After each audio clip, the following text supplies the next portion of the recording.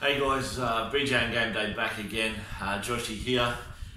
Just thought I'd break up the team previews. We've been through just over half of the teams now, but I just thought I'd throw this one in here, leading into Team List Tuesday with a pod special.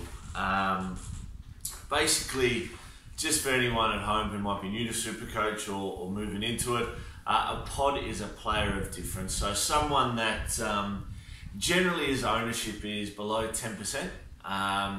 That not many people out there have got, but that you think will go well. Head-to-head matchups might just be that one player that you've got different from your opponent and might get you up the win. So last year what we did was we went through one pod from each team. I've gone through the same this season. Now, there's a couple of teams here that I've got two with, and that's purely because the first one that I thought of that I thought might be that pod for that team was just over the 10% ownership. So sort of falls out of the category. So I've come up with another one from those teams. But look, from the Warriors, Isaiah Papali. Now, this is a guy who came around last year. Been around for a couple of seasons now, but really last year started to step up. And I had him for a lot of last year as a cash grab. I think he moved up around about sort of 200,000 over the season, but really established himself as a player who could play big minutes. But obviously for a Warriors player, that's not really something they're known for. So this guy found himself on that left edge with the retirement of Simon Mannering and a couple of other changes there. I just think he's one to look out for. He's 462k. He's owned by 6% of players. I do anticipate that number to go up. Purely because I think, along with this sort of production, a few other places have started to talk about him as well. So definitely one to look at 6% ownership. 462k. Look, in the second row position, puts him in that little bit of an awkward position. Similar to Cam Murray at that 458. I think with the talk around that Cam Murray's going to get that 80 minutes, he's got a fairly high ownership, whereas Isaiah's still around that 6%. For the West Tigers, now their fullback, Moses Mbai, has dual position, still has the halfback position in there and fullback. So, look, I love the duality here with this guy purely because a lot of people talking about having Dylan Brown and Adam Kieran in the 5'8.5" position.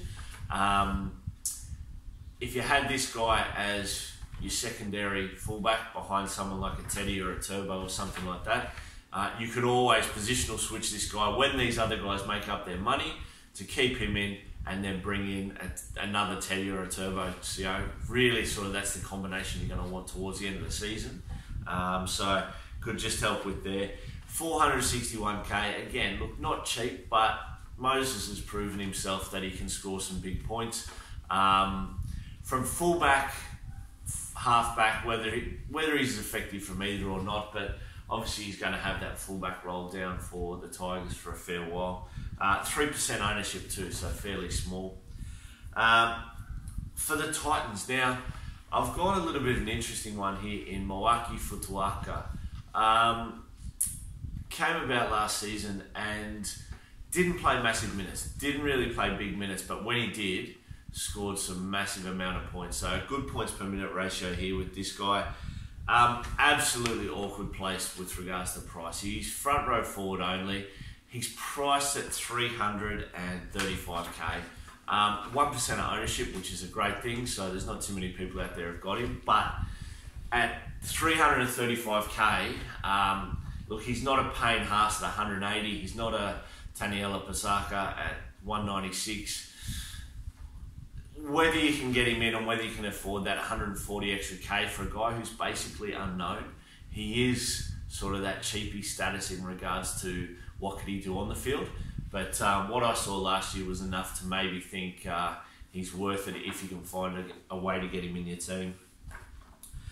Look, the Storm is one of those teams that I had two players in. The first player that I looked at that I thought his percentage wouldn't be as high with ownership was Brendan Smith. Now, priced at 249k. Look, Cameron Smith's not going anywhere. He'll play out the season. Doesn't have a history of injury. I don't think he's going to get injured. Bellyache might rest him a game here or two there, but at the end of the day, Cameron Smith, with 384 games under his belt, wants to get to that 400. So Brendan Smith is still going to have to bide his time. Next season he may turn into that full-time hooker. But what I love about this guy is just how active he is. He is an absolute pocket rocket. I think he'll actually get some time in the second row, and that's why I've looked at him. I think even if this guy gets 30 or 40 minutes on the park, I think he's got that activity, that workload, to be well over 1 point per minute, and to, maybe average that sort of 40 to 45, and could be up for a price rise of anywhere between 100 and 120k. So definitely one to watch out for. But because he's at 12% ownership, I went with another one that I thought would actually be these reversed. I thought Smith would be a lower ownership. I thought Joe Stimson would be a little bit higher. Joe Stimson's only at 6% ownership. 352k for a second row forward. Now, considering what everyone's trying to do is probably stack their second row forward with your Lolos, your Arrows, those kinds of guys. At 352k, this guy just is perfect for a bench spot second rower. Last year he showed he could play 80 minutes. Definitely developing, but he's in the right team down there. He is in the right developing squad with the Melbourne Storm. Craig Bellamy has a history of turning these guys, these second rowers, into good footballers.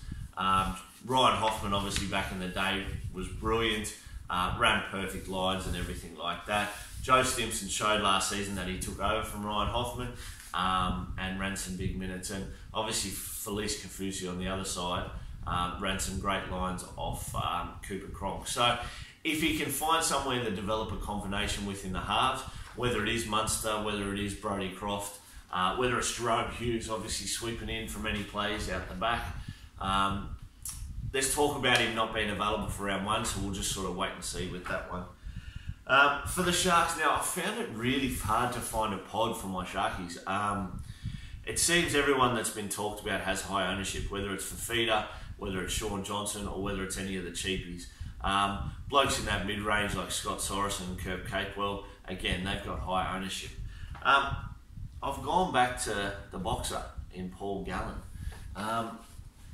Paul Gallen is only owned by 2% of teams. Now, there's no doubt that his minutes have gone down last season. He went from a sort of early 70s average in 2016 and 17 down to a 58 average last season. But he is priced according at 539k. That matches his average of 58 last year. He's still active. He still runs the ball hard. He's always looking for offloads. He'll score the occasional try because people aren't expecting it anymore. He's only at 2% ownership. Now, I don't think in Supercoach, Paul Gallen has ever been at 2% ownership. So, he could be a pod. Again, the second row position, he is only second row this season. He is not front row. So, that second row position is stacked with guys. And I think a lot of people are looking at, look, if you're going to spend 540 on Gallen, you may as well spend 580 on a Fitzgibbon or a Brown, or step up again and spend 600 plus on your bigger guys. So I can see why he's not popular, but at the same stage, you know what you're going to get out of Gallen, and that's what I think is the key there for him being a pod.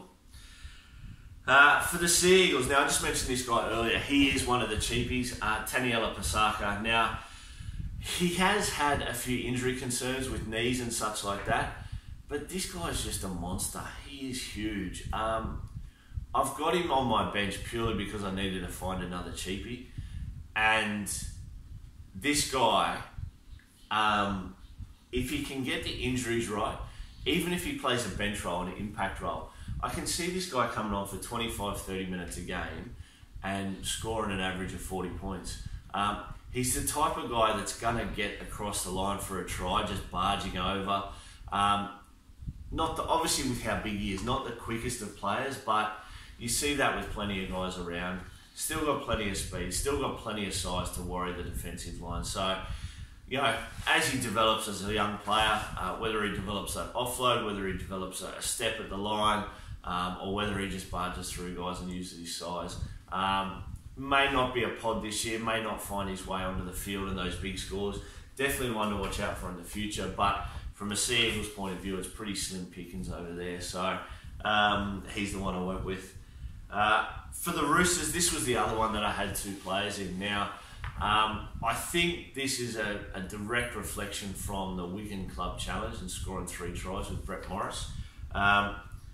375k, he is at 12% ownership. Now, the thing I love about Brett Morris is that he's gone from a Bulldogs team that has struggled in attack.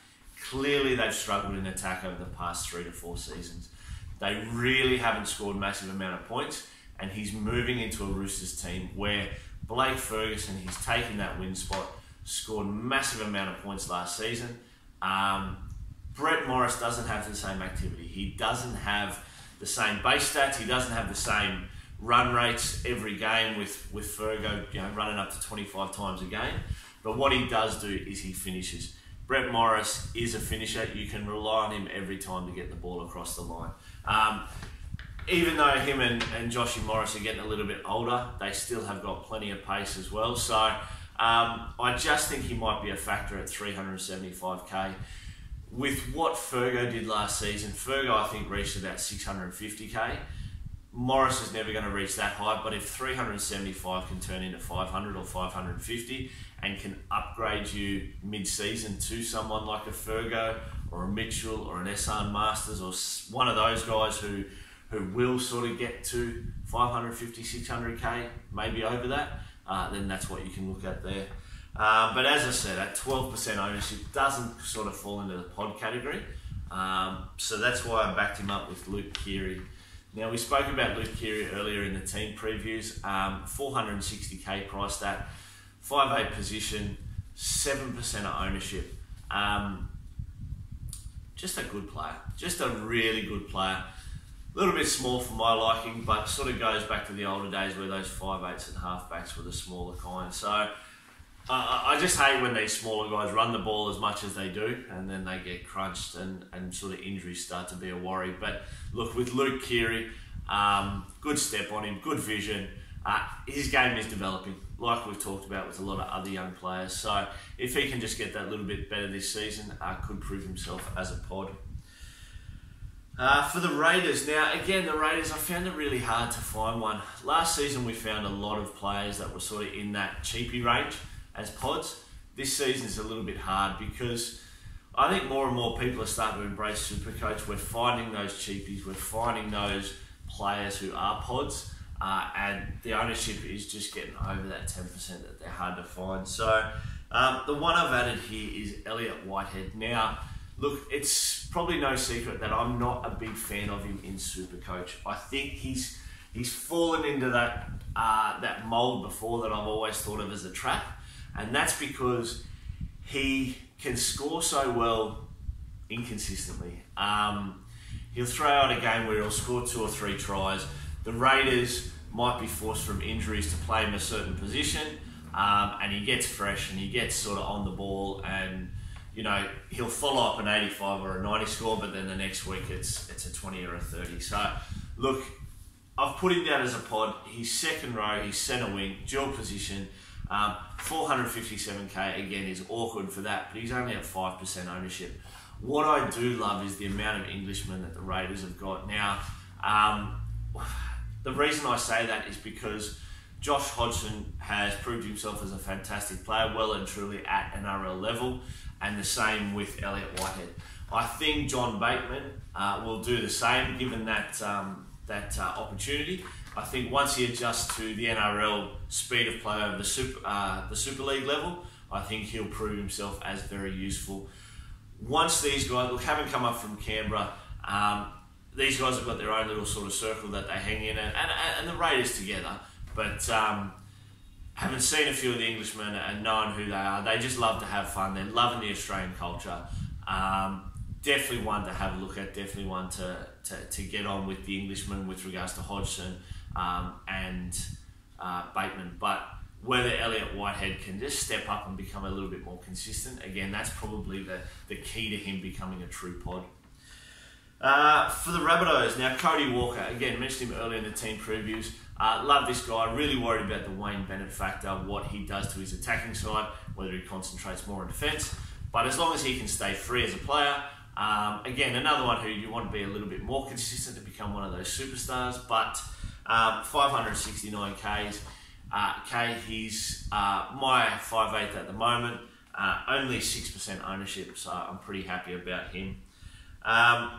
For the Panthers, again, look, the Panthers don't really have too many pods across the park that you just sort of think, oh yeah, I really want to get that guy, you know. Again, that is the nature of a pod, that not too many people think that way about them. But one guy I've gone with is Isaiah Yeo. Now, there was a couple of seasons ago I watched this guy play a game, and I actually think it was against the Sharks for Penrith, which is what made me stand up and take notice. He played in the centres that day, and he played opposite Ricky Latelli. Now, Ricky Latelli, never the most quickest or the greatest centre wing that Cronulla's had, but just a solid player. You know, defensively he was solid. Attacking-wise, he never set the world on fire. But that day, Isaiah Yeo had to shift from second row to centre wing, and absolutely destroyed Latelli. He was quicker, he was bigger, he was more brutal. And that was actually the day that I thought, hang on, maybe Isaiah Yeo would be a fantastic centre winger. They've stuck with him in the second row. He's got size, he's got speed. Last year he showed that he's got the workload as well. So averaged near on 60, just under 60 last season. Think he can do the same again this season. With Kickow out to start the season, he's definitely that first one picked for their back row. And I just think he could be a pod, 1% ownership only. So 532k. Again, we're talking about a position that is absolutely stacked with premium players in the second row. But that's the idea behind a pod. If you want to get him in, he's in the mould of that sort of Sean Lane and that, but at least Sean Lane's got that dual position. So whether you can just take him at second row is a bit of a gamble. For the Knights, look, Connor Watson. Now, dual position for Connor Watson, 5'8" and fullback. I love the fact that he's got the fullback position. What I saw in the trials from him was that this guy's just hungry to prove himself. They've moved Kalen Ponga to 5'8", which I think is a mistake. I think Watson at 5'8" and Ponga at fullback was working well last season, and they just had to develop that. Time will tell. But I think Connor Watson at 2% ownership, he is my backup fullback. After Scott Drinkwater went out with the pec injury, I've had to rearrange my whole team. I've got him at fullback and I've got Cody Walker at 5'8". There was a time I was tossing up between the two. Now I've been able to get both in there. So pretty happy with that. For the Eels now, again, another one in the second row. I'm finding it hard to find sort of pods that aren't in the second row from a few teams. Now, Nathan Brown, last year had his troubles with injuries, is only at 5% ownership. So 582k, you know, an average of 63 he's got to match up so he doesn't lose money. But provided he can stay injury free, this guy can do it. The Eels forward pack, dead set relies on this guy. He shows the way, he performs week in, week out. The minutes will get up there again, so provided he starts the season fit and healthy, I think he's one to get on. For the Dragons, now I've gone a little bit of a different one. Haven't even sort of looked at this guy too much myself, but in the last week or so, looking for sort of like those differences and trying to find centre wingers, I've actually gone with Tim Laffey. No secret, 2 or 3 seasons ago, Tim Laffey was massive, had a huge season, really had himself as basically sort of the number 1, number 2 centre in the game, alongside your Jared Crokers and that. We had a bit of emergence of your Latrell Mitchells and a few, SR Masters last season, and along with that, Laffey seemed to fall away from a form point of view. Ewan Aiken really stepped up from the Dragons, and he just didn't seem to score as well. But I just think this is the kind of guy that can bounce back.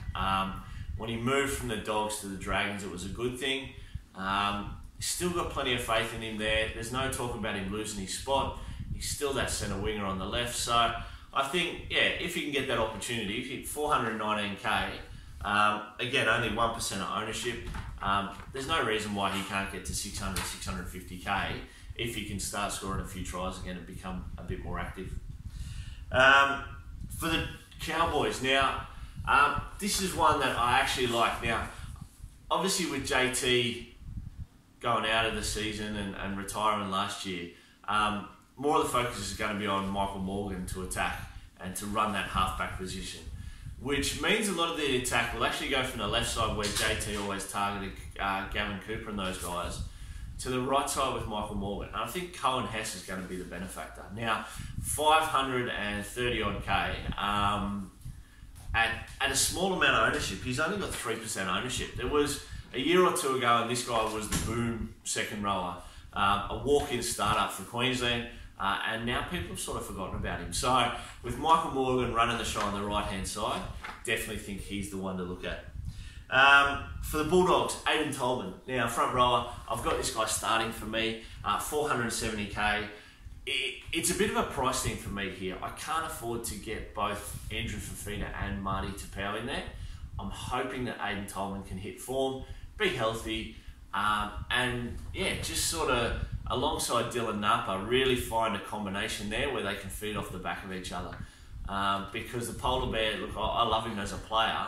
He's never really hit the representative heights, but he's always been consistent and reliable. So at 470k, I reckon I can get a good price rise out of him to about 550, 580k, and then upgrade to maybe a Marty or positional switch and upgrade a second rower. And then finally from the Broncos, look, Anthony Milford, 511k. Talked about him in the team preview.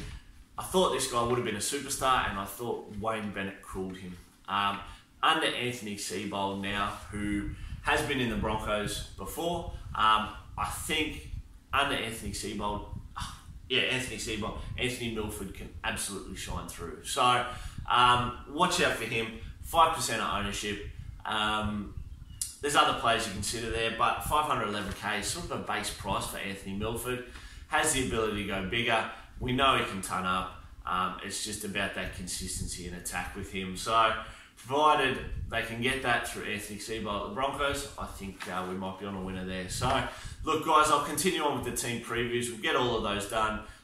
We've got something little set up for Monday to talk about the team reveals with me and Brent to try and get something up with regards to Skype. If you haven't joined the BJ and Game Day League yet, you better get a move on. We've only got 3 spots left. So the code there, 620781, 20-man league, $20 contribution from me and Brent. Anyone who beats us both overall, and we'll donate that to the Men of League Foundation. Thanks very much guys. Give us a like, give us a subscribe, and we'll see you on the next video.